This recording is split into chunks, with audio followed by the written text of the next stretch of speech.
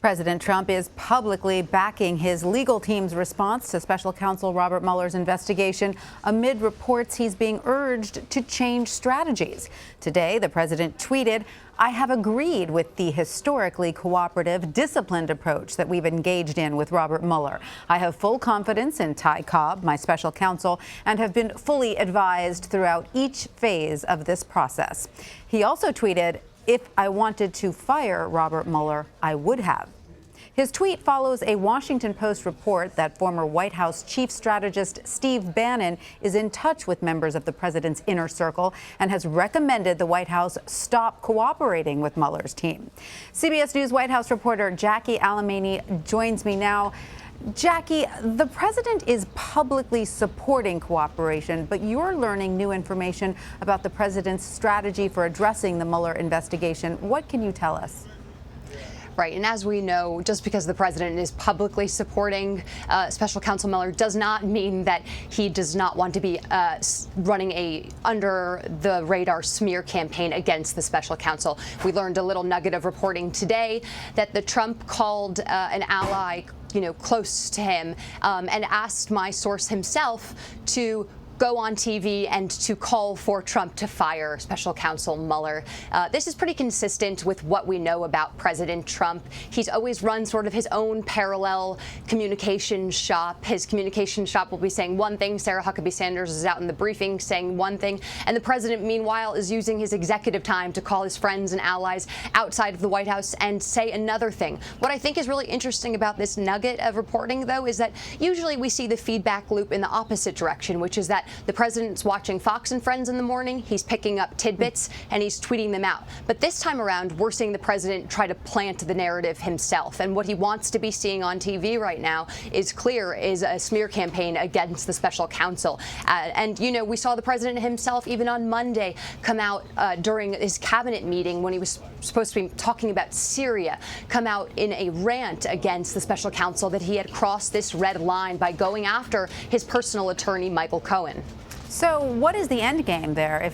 If Trump is publicly saying he's supporting the Mueller investigation and yet behind the scenes, as you say, getting people to drop nuggets on TV that suggest firing him, what's the end game? I think the end game is really for Trump just to reinforce his beliefs and reinforce what the White House has been pushing forward as well, that there was no collusion, this is a witch hunt, and that the president is innocent and that this investigation should stop.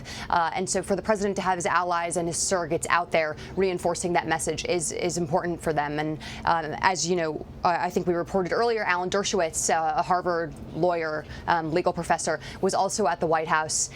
He's surprisingly a Democrat, but he has been, in communication with Trump and has been one of his most outspoken advisors. And we know he won't be joining, a source tells me he won't be joining Trump's team internally at the White House.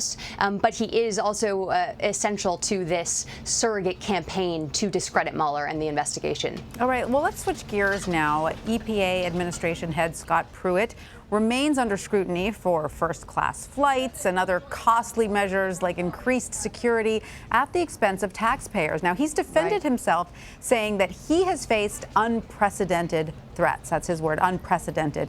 You've read the Inspector General report. Jackie, what are you learning about the threats?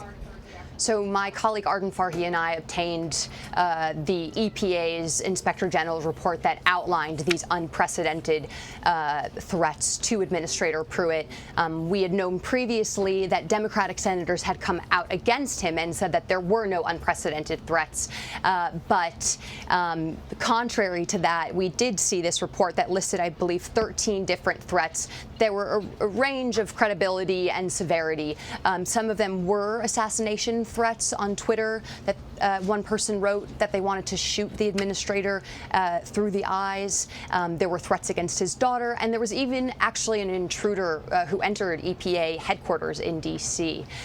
But that being said, spending $3 million on a 20-person security detail has raised a lot of eyebrows, and Democratic senators have called for an investigation into the security detail. But right now, what we know is that the EPA is conducting an internal audit, but there is no hearing set to actually look into this on the Hill. All right, so some of them were deemed credible then, some of these threats?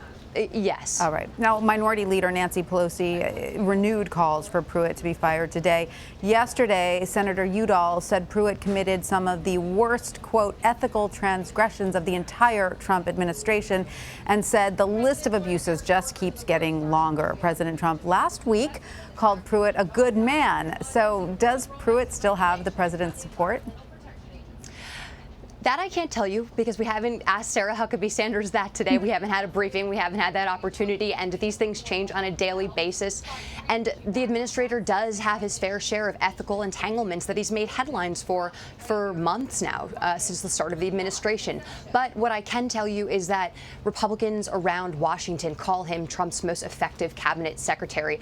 A lot of establishment Republicans and non-establishment Republicans have rallied around him in the past few weeks, putting out press releases, tweets, advocating the president himself to keep Pruitt in place. But, as reporters were joking around last week when the president called Pruitt a very fine man, that can be the death knell term for the president actually firing someone. I believe it's what he called Tom Price before he fired former HHS Secretary Tom Price. So no update as of today, but as we know, Scott Pruitt is on the job right now. All right. Jackie Alemany, thank you for that.